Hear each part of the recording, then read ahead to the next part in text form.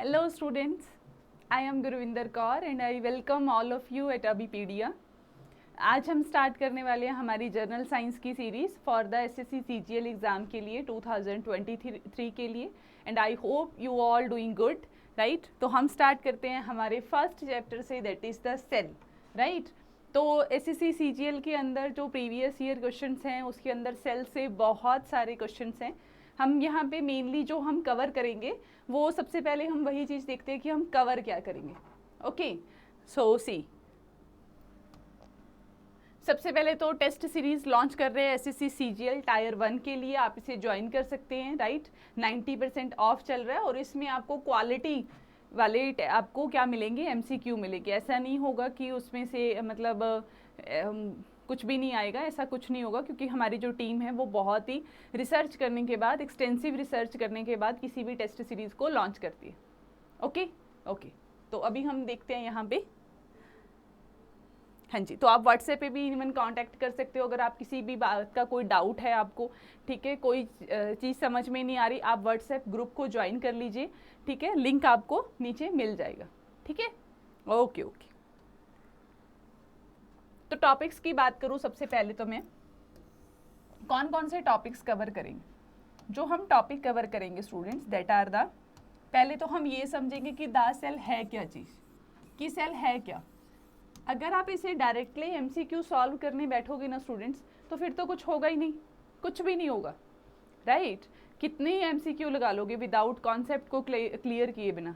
I know SSC CGL वाले students ज़्यादातर क्या करते हैं कि ज़्यादातर चीज़ों को रट्टा लगा लेते हैं, ठीक है, कि हाँ भाई क्वेश्चन आएगा तो सामने से हम आंसर कर देंगे।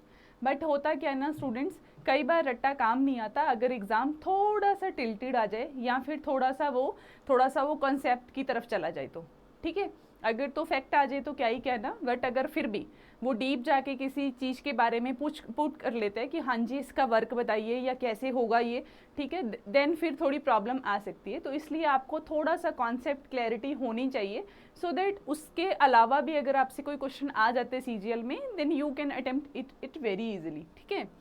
सेकेंड थिंग, हम PYQ देखेंगे स्टूडेंट्स बहुत ही अच्छे से, और उनकी हम डिटेल भी देखेंगे अच्छे से कि हाँ जी ये क्वेश्चन किस तरीके से सेट हुआ, ठीक है, ठीक है। ओके ओके, सो मूव करते हैं हम फर्स्ट टॉपिक पे, that is the what is the cell. Cell है क्या, सबसे पहले आप ये समझिए। देखिए स्टूडेंट्स, जैसे हमें कोई वॉल है, ठीक है, अगर आपने मतलब आपको ब्रिक्स के बारे में कुछ भी नहीं पता, तो अगर आप किसी वॉल को देखो तो आपको ऐसा लगेगा कि ये एक प्लेन वॉल है, ठीक है। बट जब आप उसको आप तोड़ना शुरू करते हो तब आपको समझ में आता है कि नहीं यार ये वॉल नहीं है, इसमें बहुत सारी ब्रिक्स इस तरीके से कनेक्टेड है और फिर एक वॉल बनी हुई है, ठीक है। सेम चीज़ आप अप्लाई कर सकते हो अपनी बॉडी के ऊपर भी। अगर आप अपनी बॉडी को देखो तो आपको ऐसा लगेगा कि जो स्किन है वो बिल्कुल क्या है, हमारी प्लेन स्किन है। ऐसा लगेगा कि जैसे कोई लेयर बनी हुई है, कोई लेयर चढ़ गई है, इस तरीके से कोई लेयर है जो हमें प्रोटेक्ट कर रही है, बट ऐसा नहीं है। अगर आप इसको माइक्रोस्कोप में देखोगे तो आप इस तरीके से देखोगे कि जो स्किन है हमारी, उसमें बहुत सारी क्या है, इस तरीके से सेल्स हैं जो एक दूसरे के साथ जुड़ी हुई हैं और पूरी एक स्मूथ लेयर बनाई हुई है, ठीक है। तो उसमें स्किन सेल्स बनी हुई। तो सेल्स क्या हैं, इनकी डिस्कवरी किसने की, ये सबसे पहले हम देखते हैं। Discovery of cell by Robert Hooke in 1665। Cell in Latin word meaning little room. Latin जो वर्ड है उसमें इसका मतलब होता है कि छोटे छोटे कमरे। First time someone had observed that living things appear to consist of a separate unit. अलग अलग यूनिट्स हैं जिससे सेल बना हुआ है। Discovery of living cell, living मतलब लाइव सेल को डिस्कवर किया था हमारे first fact, that is Anton von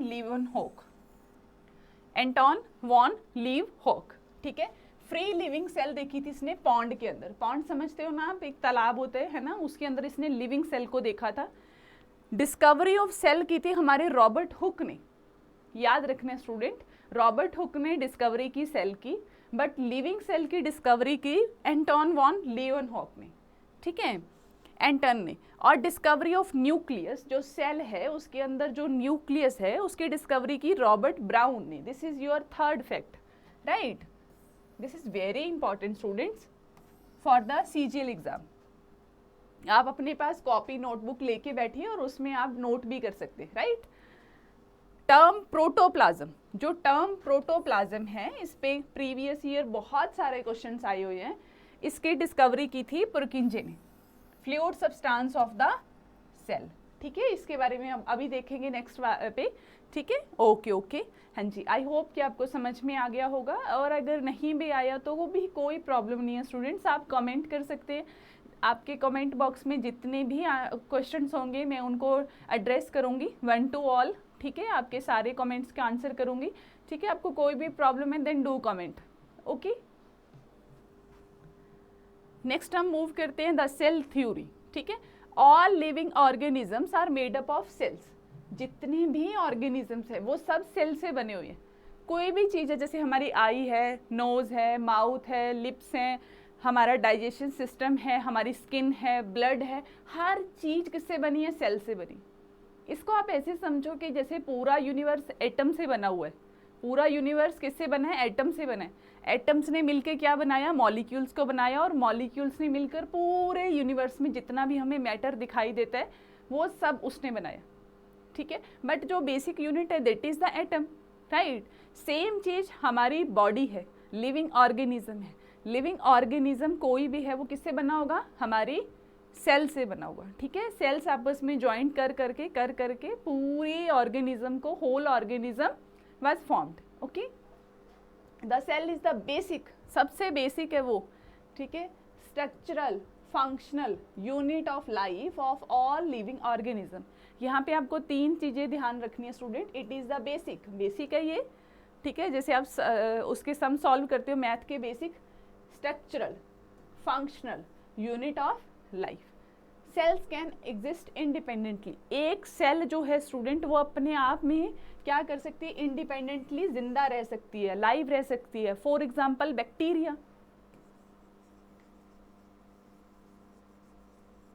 जो बैक्टीरिया है, बैक्टीरिया आपने सुना होगा एक माइक्रो ऑर्गेनिज्म है, वो एक सिंगल सेल है, ठीक है, एक सिंगल सेल है, ठीक है। और वो इंडिपेंडेंटली जिंदा रह सकती है, ठीक है। उसको कहीं पे भी रखो, वो अपना फूड लेगी और उसके बाद वो जिंदा रहेगी, ठीक है। एक सिंगल सेल है। All cells coming from existing cell. कोई भी सेल जो है वो किससे बनती है? हमारी एक सेल जो है वो फर्दर क्या करती है? डिवाइड करती है स्टूडेंट्स, क्या करती है? डिवाइड करती है फर्दर, ठीक है, जिसकी वजह से न्यू सेल की फॉर्मेशन होती है, right. Move to next slide. Oh, the cell structure. Cell के अंदर होता क्या है? हमारी सेल के अंदर होता क्या है? ये सब कुछ प्रेजेंट होता है हमारी सेल के अंदर, ठीक है। इसको हम पूरी डिटेल में समझेंगे स्टूडेंट्स। ऐसा नहीं है कि आप इसको देख के घबरा जाओ या आपको लगे कि अरे ये क्या आ गया, ऐसा नहीं है, ठीक है। हम इसको एक एक ऑर्गेनली को हम ध्यान से समझेंगे, ठीक है। फिलहाल आप इसका थोड़ा सा अपने माइंड के अंदर एक विजुअलाइजेशन, एक पिक्चर सेट कर लीजिए, ठीक है, सो दैट आपको आगे प्रॉब्लम ना आए, ठीक है।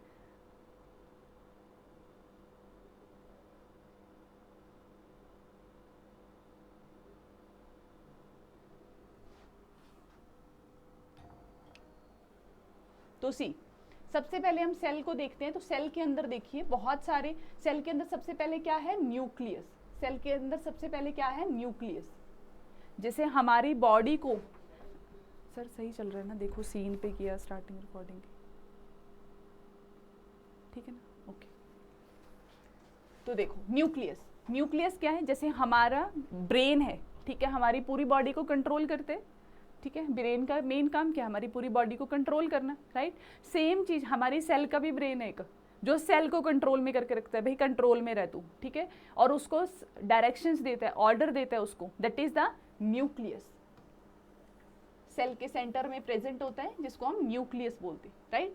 और बहुत सारी ऑर्गेनेलीज हैं, इनको हम देखते हैं 1 by 1 करके, जैसे कि Golgi complex, microfilaments, माइक्रोट्यूब, right, ribosomes, lysosomes, vacuole, centriole, mitochondria, plasma membrane, cytoplasm, smooth endoplasmic reticulum, rough endoplasmic reticulum, ठीक है, 1 बाय 1 करके हम इसकी स्टडी करते हैं। ओके ओके, तो मूव करते हैं नेक्स्ट स्लाइड पे।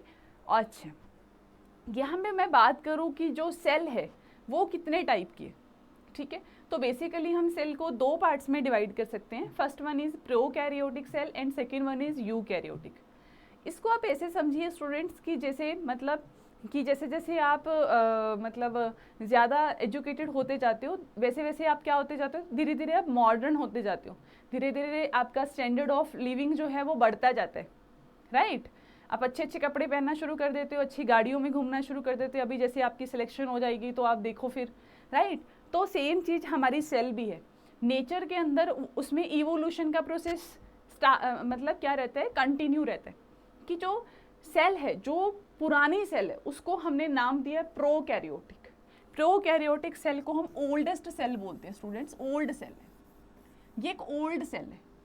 मतलब कि पुराने टाइप की सेल है, जब मतलब लिविंग क्रिएचर्स बनने स्टार्ट हुए हमारी अर्थ के ऊपर, ठीक है, उस टाइम पे जो सबसे पहले सेल बनी उसे हम बोलते हैं प्रोकैरियोटिक। अंडरस्टूड? ओके, नेक्स्ट हम बात करते हैं यूकैरियोटिक की। यूकैरियोटिक क्या चीज़ है?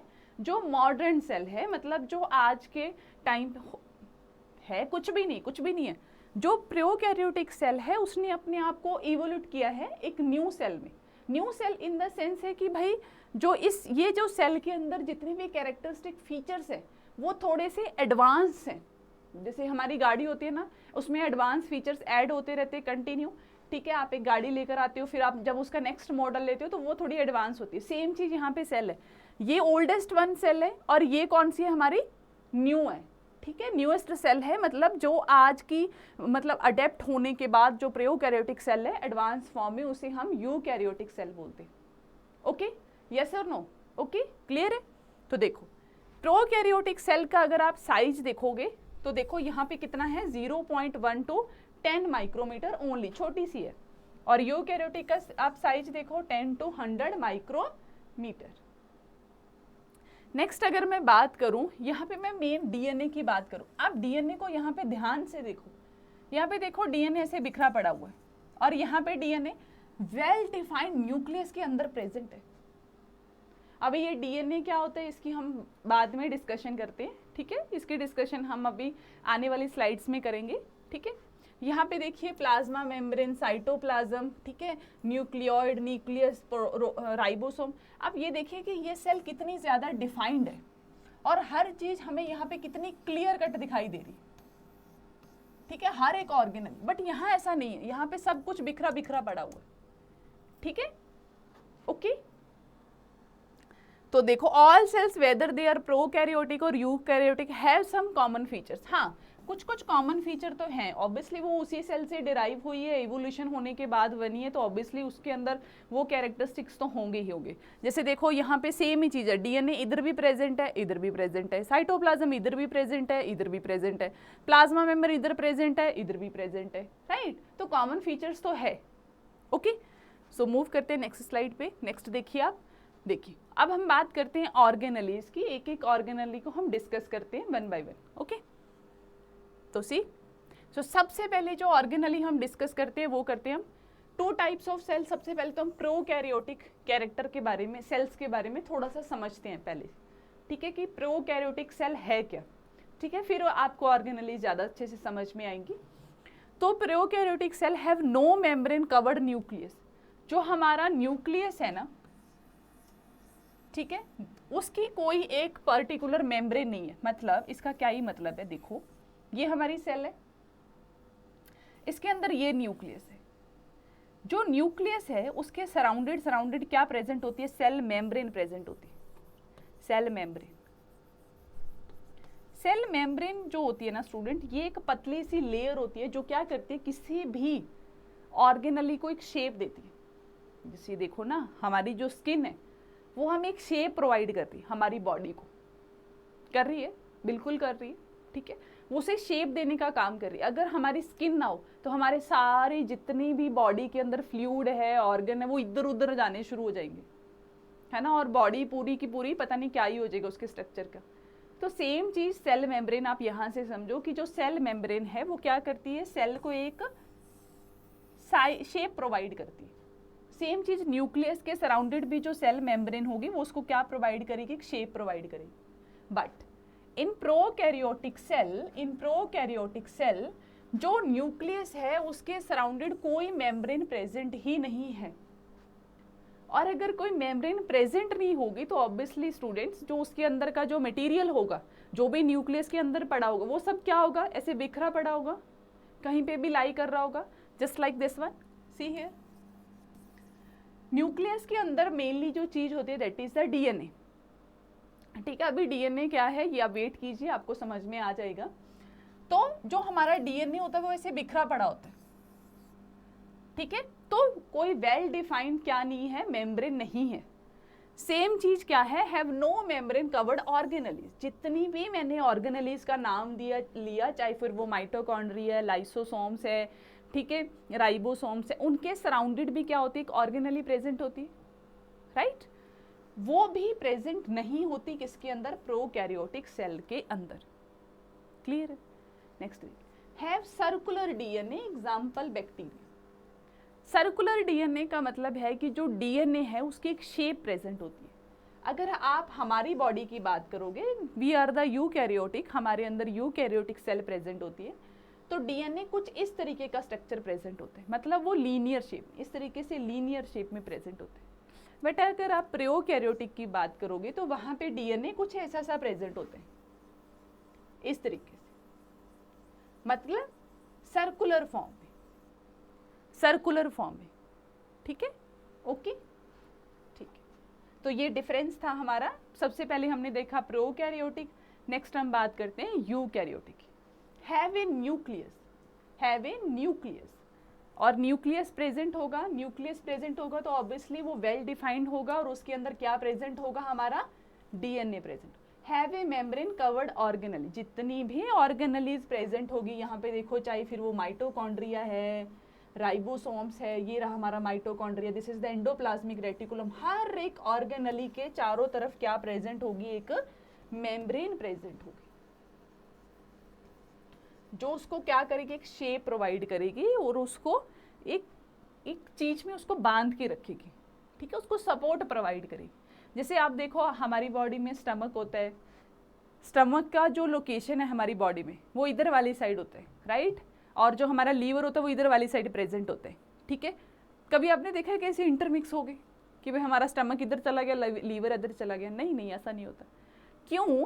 क्योंकि जो हमारा स्टमक है और हमारा जो लीवर है वो एक मेम्ब्रेन के अंदर बाउंड है, मेम्ब्रेन के अंदर वो बाइंड है इस तरीके से, वो अपनी जगह से नहीं हिल सकता, उसको एक प्रॉपर शेप दी हुई है उस मेम्ब्रेन ने, ठीक है, और उसको वो सेपरेट करता है दूसरे ऑर्गन से। और इसी तरीके से हमारे नीचे हैं स्मॉल इंटेस्टाइन, चारों तरफ लार्ज इंटेस्टाइन, ठीक है। तो हर एक ऑर्गन जो है वो वेल डिफाइंड हमारी मेम्ब्रेन के अंदर क्या है, प्रेजेंट है, ठीक है। हैव लीनियर डीएनए, जैसे कि मैंने बात की, जो हमारा डीएनए होता है वो कुछ इस तरीके का प्रेजेंट होता है, ठीक है। मूव करते हैं नेक्स्ट पे। तो ये मैंने यहाँ पे डिफरेंस लिख दिया स्टूडेंट्स, आप ये मतलब आपके इजी के लिए कि प्रोकैरियोटिक और यूकैरियोटिक में अगर आपको डिफरेंस देखना हो तो आप ये वाली स्लाइड देखिए, ठीक है। देखिए, no well defined nucleus, it is smaller in size, single chromosome. अच्छा, अभी क्रोमोसोम क्या है इसके बारे में हम बाद में बात करते हैं, ठीक है तो कुछ भी नहीं, chromosome is the condense form of DNA, ठीक है। जब डीएनए से कंडेंस हो जाता है ना, ठीक है, उसको हम क्रोमोसोम बोल देते हैं, बट वो बाद में डिस्कस करेंगे। एग्जाम्पल है प्रोकैरियोटिक सेल के, बहुत बार सीजीएल में क्वेश्चन सेट होता है कि जैसे आपको 3-4 सेल्स दे देंगे वो, जैसे कि बैक्टीरिया, एल्गी, ठीक है, माइकोप्लाज्म, ठीक है, फंजाई, और अभी आपसे पूछ लेंगे कि हाँ जी इनमें से टिक कीजिए कौन सी सेल यूकैरियोटिक है, तो आपको बताना पड़ेगा जैसे कि फंजाई जो है वो हमारी यूकैरियोटिक सेल, या फिर पूछ लेंगे कि हाँ जी प्रोकैरियोटिक सेल कौन सी है, देन आंसर इज बैक्टीरिया, ठीक है। बाकी 3 सेल्स कौन सी एग्जाम्पल होंगी, हमारे यूकैरियोटिक की होंगी। तो इससे बहुत ही एक सिंपल सा क्वेश्चन डिराइव होता है हमारी सीजीएल के अंदर, right. Well defined nucleus, organelles, membrane present होती है, large in size, more number of chromosomes, example जैसे कि plants, animals, fungi, even human being also, ठीक है, human being also a eukaryotic cell, ठीक है। करेक्ट है? इंटरेस्टिंग लग रहा है लेक्चर? ठीक है, मूव करें नेक्स्ट। ओके, तो देखिए फिर, see here, this is the cell membrane. सबसे पहले ऑर्गेनेली की हम बात करते हैं, that is the cell membrane. ठीक है, कि सेल मेम्ब्रेन क्या चीज है, ठीक है, उसके बारे में हम बात करते हैं। तो देखिए फिर, outer layer of cell and provide shape to the cell. Outer layer है किसकी? सेल की, और शेप प्रोवाइड करती है किसकी? सेल को एक शेप प्रोवाइड करती है, जस्ट लाइक योर आईज। ठीक है, आपकी जो स्किन है वो क्या है, उस हमारी पूरी बॉडी को एक शेप प्रोवाइड कर रही, राइट? तो सेल मेम्ब्रेन का काम है, पहला काम, कि वो सेल को क्या करती है, एक शेप प्रोवाइड करती है। आगे चल के लेक्चर्स में हम देखेंगे स्टूडेंट्स की डिफरेंट डिफरेंट सेल्स की डिफरेंट डिफरेंट स्ट्रक्चर होता है, उनकी शेप प्रेजेंट होती है डिफरेंट डिफरेंट। ठीक है, तो नेक्स्ट हम बात करते हैं, it is made up of protein. This is a very important fact students, please put a star here. I don't know कि मैंने ये क्वेश्चन कितनी बार देखे, और मैं आप मतलब मुझे ऐसा लगता है कि ये आपके एग्ज़ाम में ये बहुत ही एक्सपेक्टेड क्वेश्चन है। ठीक है, कि cell membrane is made up of protein. ठीक है, क्वेश्चन आ जाए पेपर में तो प्लीज़ से मी थैंक्स। ठीक है, allow nutrients into the cells and waste outside the cell. देखो स्टूडेंट, जैसे हमारी बॉडी जो है, अगर आप स्किन को देखोगे तो हमारी स्किन क्या कर रही है, बहुत सारा स्वेटिंग को बाहर आने देती है, राइट? और इवन हमारी बॉडी कोई भी हम लोशन लगाते हैं, मॉइस्चर लगाते हैं, तो उसको एब्जॉर्ब भी कर लेती है। बट हर चीज़ को एब्जॉर्ब नहीं करती हमारी बॉडी। हर चीज़ को ऐसे मैं वॉल के साथ टच करूँगी तो वॉल को थोड़ी ना एब्जॉर्ब कर लेती है मेरी स्किन। ठीक है, तो allow nutrients into the cell and waste outside the cell. जो हमारी सेल है उसके अंदर बहुत सारे फंक्शन चलते हैं, राइट? तो ये क्या करती है, अलाउ करती है किसी भी चीज़ को अंदर आने से, या फिर डिस अलाउ करेगी कि भाई आपको एंट्री नहीं मिलेगी। So it is the gateway of cell, it is the gateway of cell. ठीक है, यहाँ पे लिखा हुआ है गेट इनटू द सिटी। जैसे आपको किसी सिटी में एंटर करना हो तो उसके गेट से ही आप एंटर करते हो, तो सेम चीज़ अगर सेल के अंदर किसी भी चीज़ को ऐड होना है, चाहे फिर वो न्यूट्रिएंट है, वाटर है, कुछ भी है, that is through the cell membrane only, right? It is a semi permeable in nature. अभी सेमी परमिएबल का मतलब होता है कि वो कुछ चीज़ों को अलाउ करेगी और कुछ चीज़ों को अलाउ नहीं करेगी। अगर यहाँ पे वर्ड होता कि परमिएबल वर्ड होता तो इट मीन्स कि वो हर चीज़ को अलाउ कर देती है। परमिएबल वर्ड का मतलब ही ये होता है कि भाई आप हर चीज़ को अलाउ कर रहे हो। सेमी परमिएबल का मतलब कि वो सेल को रेगुलेट करती है, कि कुछ चीज़ों को वो अलाउ करती है और कुछ चीज़ों को वो अलाउ नहीं करेगी एंट्री से या फिर एग्जिस्ट से। ऐसा नहीं है कि सेल मेम्ब्रेन के अंदर पड़ा पड़ा न्यूक्लियस बोर हो गया और वो बाहर आ गया अपनी मर्जी से, नहीं आ सकता, क्योंकि सेल मेम्ब्रेन उसको अलाउ ही नहीं करेगी, राइट? कि तुम बाहर जाओ, नहीं अलाउ करती वो, right? It regulates the flow inside and outside the cell, right? Okay. तो यहाँ पे बात करते हैं हम नेक्स्ट की, दैट इज द साइटोप्लाज्म। तो साइटोप्लाज्म क्या है? Cytoplasm is a jelly like fluid content in the cell that holds the organelles. तो साइटोप्लाज्म क्या चीज़ है? हमारी सेल के अंदर क्या प्रेजेंट होता है? बहुत सारा फ्लूइड प्रेजेंट होता है जिसके अंदर ऑर्गेनेलीज प्रेजेंट होती है। ठीक है, उसी फ्लूइड को हम साइटोप्लाज्म कहते हैं। जैसे हमारी बॉडी के अंदर ब्लड क्या है? फ्लूइड है। मेन काम क्या है उसका? बॉडी के अंदर हर एक ऑर्गन को क्या करना? ऑक्सीजन सप्लाई करना, न्यूट्रिशन सप्लाई करना, है ना? एक ऑर्गन से दूसरे ऑर्गन में कोई चीज़ ट्रांसफ़र नहीं हो सकती अपने आप, दैट इज थ्रू द एक a fluid medium, that is the blood. Same चीज़ हमारे सेल के अंदर है। अगर किसी ऑर्गेनली से दूसरी ऑर्गेनली में कोई चीज़ जाएगी, that is through the cytoplasm. मतलब उसको एक फ्लूइड चाहिए ना, जो उसको कैरी करके लेके जाए वहाँ तक, right? So that is the cytoplasm, right? तो cytoplasm is a jelly like fluid. Please remember this is the very important fact. Next बात करते हैं, हाँ जी, न्यूक्लियस, द न्यूक्लियस। तो द न्यूक्लियस क्या है? The control cell of the control centre of the cell. जो सेल को कंट्रोल करे उसे हम न्यूक्लियस कहते हैं। जैसे कि हमारा ब्रेन, अभी ब्रेन मुझे कंट्रोल करके रखते हैं ना, राइट? मैं अपने ब्रेन से सोच सकती हूँ, ठीक है, तो ये मुझे कंट्रोल करके रख ले, जस्ट लाइक योर ब्रेन, ठीक है, जो आपको कंट्रोल करते हैं। ऐसे जब आप कोई गलती करते हो तो बोलते हैं ना, दिमाग नहीं है क्या? ठीक है, वो क्यों बोल रहे हैं? क्योंकि ब्रेन आपकी हर चीज़ कंट्रोल करता है, ठीक है। contains the cell's DNA और RNA in the form of chromosomes. जितना भी हमारे बॉडी का जेनेटिक मटेरियल प्रेजेंट होता है, जेनेटिक मटेरियल अभी क्या चीज़ है, देखो यहाँ पे आप इसको सिंपल वे में समझो, ज़्यादा लोड नहीं लेना है माइंड पे। जो सेल है, ठीक है, ये एक सेल है, this is the number 1 cell. Second cell कुछ इस तरीके की है, थर्ड सेल कुछ ऐसी सी है, ठीक है। फिर जब ये सेल डिवाइड करेगी स्टूडेंट, जब ये सेल डिवाइड करेगी फर्दर, तो ये क्या होगी, सेम, अच्छा मैं इसको थोड़ा ऊपर बना देती हूँ, तो ये सेल कुछ इस तरीके से ही बनेगी, इसकी शेप ऐसी ही होगी, ठीक है। अब ये सेल डिवाइड करेगी तो इसकी शेप भी कुछ ऐसी सी होगी। तो ये जो कैरेक्टर है सेल का, जैसे जैसे आप देखिए ना, आपके जो फीचर्स हैं, आपकी बॉडी के जितने भी फीचर्स हैं, ऑलमोस्ट वो मैच करते हैं आपके पेरेंट्स के साथ, ठीक है। जैसे आपका फेशियल कैरेक्टर है, आपकी हाइट है, ठीक है, आपका जितना भी जो भी आपकी बॉडी के कैरेक्टरिस्टिक है, आपके हेयर्स का कलर है, हेयर स्ट्रेट है, कर्ली है, जो भी है, ये सारे कैरेक्टर आपके कहाँ से ट्रांसफ़र हुए, आपके पेरेंट्स से ट्रांसफ़र हुए आप तक। किसके थ्रू? डीएनए के थ्रू, ठीक है।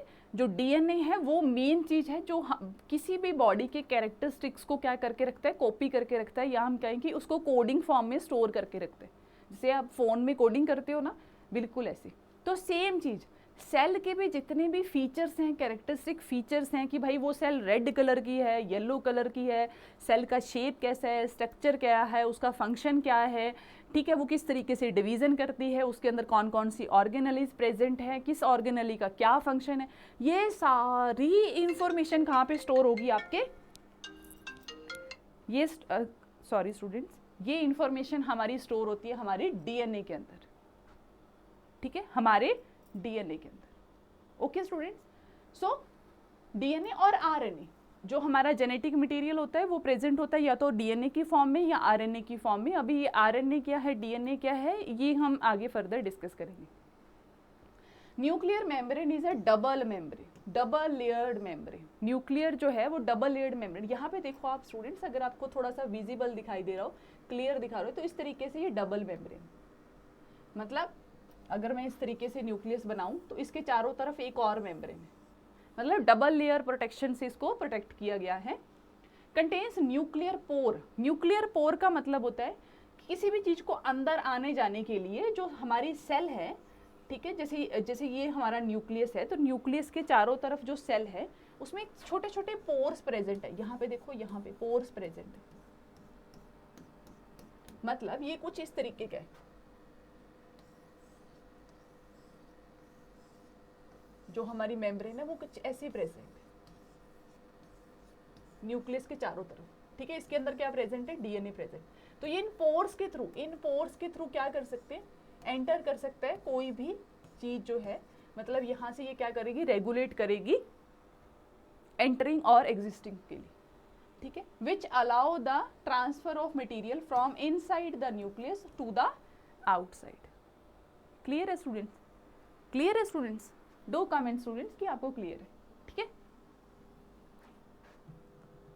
ओके स्टूडेंट्स, नेक्स्ट बात करते हैं हम न्यूक्लियोलस की बात करते हैं। तो न्यूक्लियोलस क्या प्रेजेंट है, क्या चीज है ये nucleolus? It is the distinct structure present in the nucleus of the eukaryote. Nucleus के अंदर भी एक चीज प्रेजेंट होती है जिसको हम न्यूक्लियोलस बोलते हैं। बस आप इतना चीज याद रखोगे कि न्यूक्लियस के अंदर भी एक चीज प्रेजेंट होती है जिसको हम न्यूक्लियोलस बोलते हैं, जिसका स्ट्रक्चर कुछ ऐसा सा होता है, ठीक है। ये देखो, ये हमारी न्यूक्लियस है और इसके अंदर भी एक छोटा सा स्ट्रक्चर प्रेजेंट है जिसे हम न्यूक्लियोलस बोलते हैं।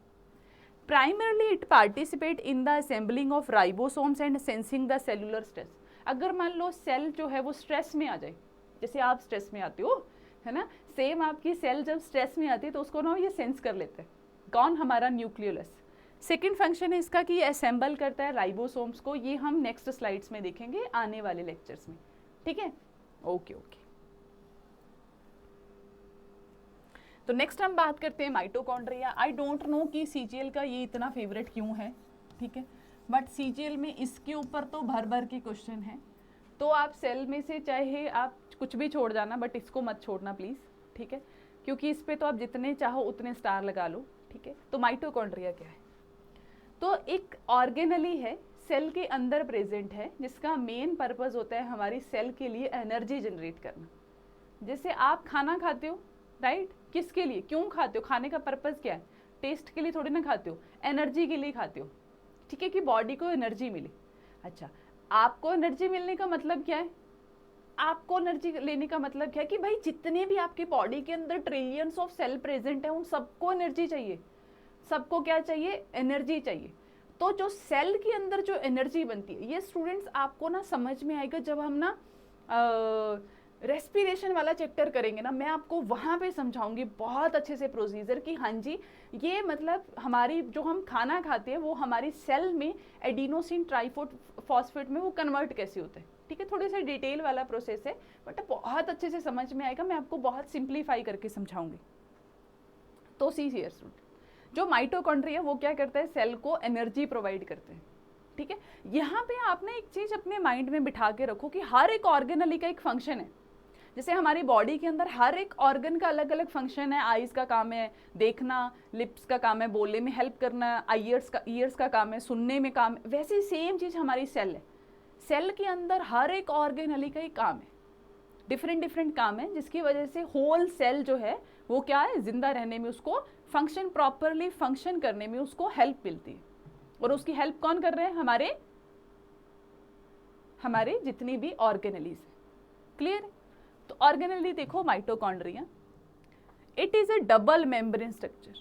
तो अभी पहला कौन सा ऑर्गन देखा हमने डबल मेम्ब्रेन का, दैट इज द न्यूक्लियस। और अभी हम सेकंड देख रहे हैं कौन सा डबल मेम्ब्रेन, माइटोकॉन्ड्रिया। तो दो ऑर्गेनलीज हो चुकी हैं अब तक कि जिनमें double membrane, first one is nucleus, second one is mitochondria. तो देखो, फोल्ड्स आर कॉल्ड क्रिस्टे। यहाँ पे आप स्ट्रक्चर को अगर आप ध्यान से देखो ना स्टूडेंट्स, तो ये कुछ ऐसे है, एक मेम्ब्रेन तो ऐसे है, जो अंदर वाली मेम्ब्रेन है ना, वो मेम्ब्रेन जो है ना वो इस तरीके से फोल्ड हो रखी है,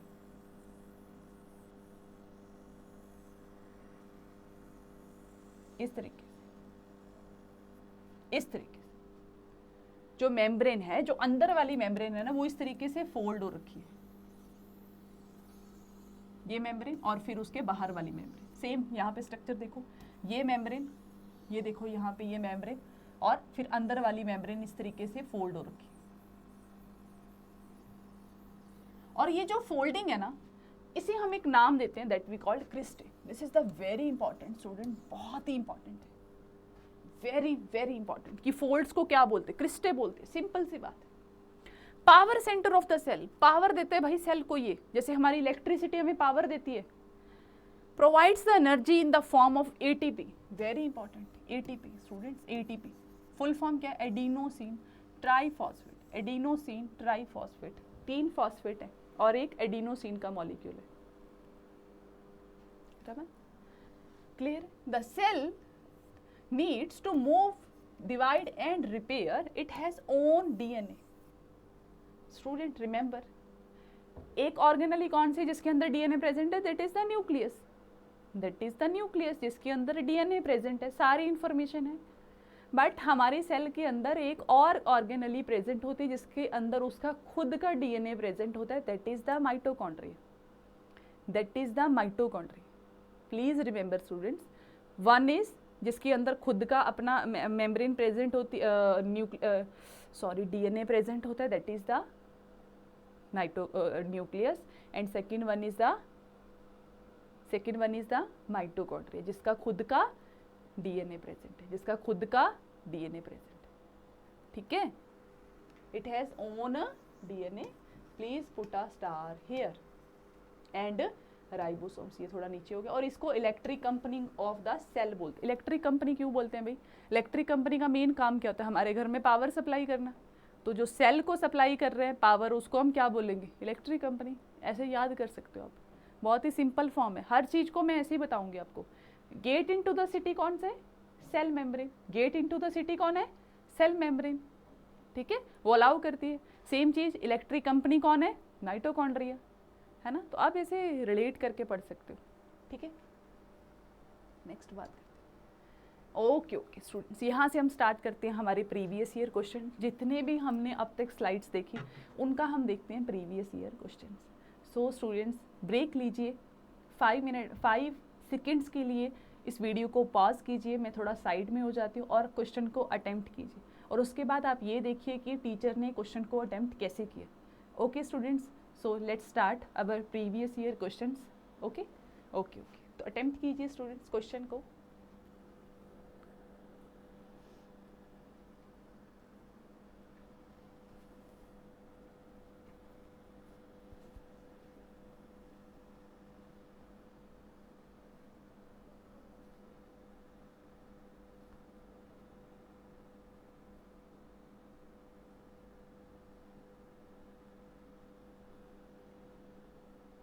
तो सी हियर क्वेश्चन देखिए, DNA stored majorly of the cell, किसमें डीएनए स्टोर होता है? हमारे न्यूक्लियस के अंदर। कहाँ पे स्टोर होता है? न्यूक्लियस के अंदर। आई होप कि आपका सबका आंसर सही होगा उन स्लाइड्स को देखने के बाद। ठीक है, तो आंसर क्या है? न्यूक्लियस। मूव करते हैं नेक्स्ट पे। हाँ जी, the term mitochondria was coined, जो टर्म माइटोकॉन्ड्रिया है उसको क्वाइंट किसने किया? Please answer this question.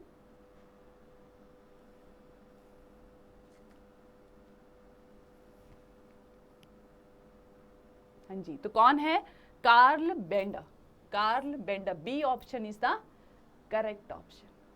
जो माइटोकॉन्ड्रिया के टर्म है that is given by Carl Bender. ये क्वेश्चन आया था 2019 के अंदर एसएससी CHSL के अंदर। ठीक है, नेक्स्ट पे मूव करते हैं। Please read the question and then answer it.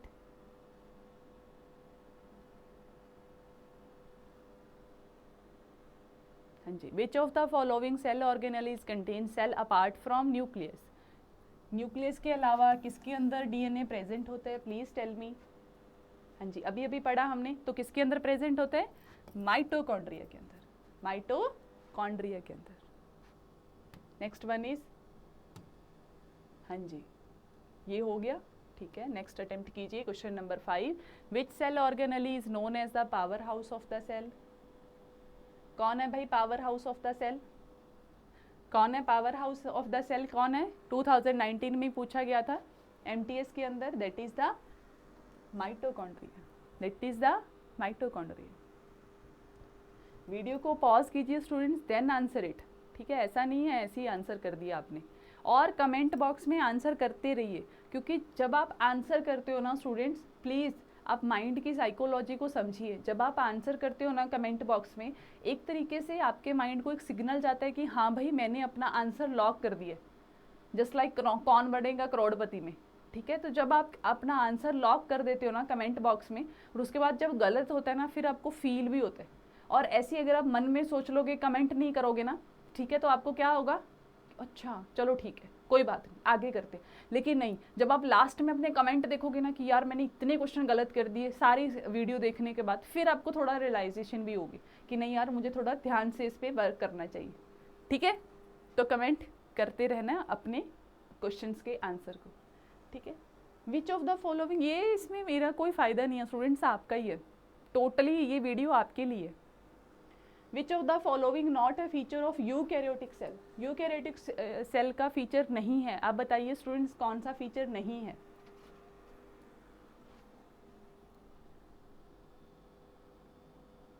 तो कौन सा नहीं है? C option, chloroplast absent in the plant cell. Plant cell के अंदर क्लोरोप्लास्ट नहीं होगा तो हमें प्लांट ग्रीन दिखाई ही नहीं देंगे। क्लोरोप्लास्ट का मेन वर्क क्या है? लाइट को कैप्चर करना, फोटोसिंथेसिस की प्रोसेस में हेल्प करना, right? So that is due to the chloroplast present in plant cell. और प्लांट सेल क्या है? यूकैरियोटिक सेल है। प्लांट सेल क्या है? यूकैरियोटिक सेल है। ऊपर देखो आप, न्यूक्लियस, माइटोकॉन्ड्रिया, न्यूक्लियर मेम्ब्रेन, ये तो सब ऑर्गेनेलीज हैं स्टूडेंट्स, है ना। उसने यूकैरियोटिक सेल का फीचर पूछे कि इसमें से फीचर नहीं है, कौन सा फीचर नहीं है? ठीक है,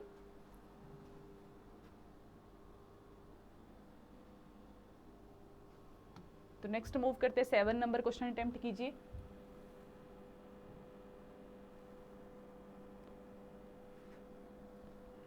the entire content of living cell is known as what? क्या बोलते हैं हम एंटायर कंटेंट को? पहली ही स्लाइड में देखा था हमने कि जितना भी कंटेंट प्रेजेंट होता है लिविंग सेल के अंदर, साइटोप्लाज्म प्लस न्यूक्लियस, उसको हम क्या बोलते हैं? प्रोटोप्लाज्म। और प्रोटोप्लाज्म की डिस्कवरी किसने की थी? पुरकिंजे ने। प्रोटोप्लाज्म की डिस्कवरी किसने की थी? पुरकिंजे ने। ठीक है, तो साइटोप्लाज्म प्लस न्यूक्लियस को हम क्या बोलते हैं? प्रोटोप्लाज्म। नेक्स्ट हम बात करते हैं, the scientific study of a cell is called what? Scientific of study of a cell is called what?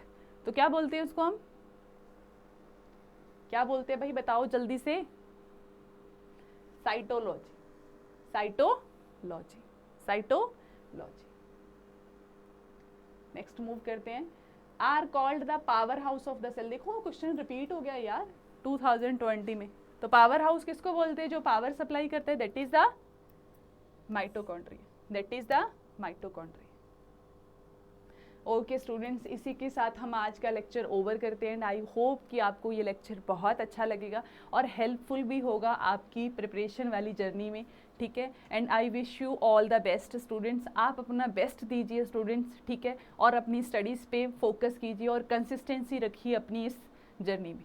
Okay students, thank you so much.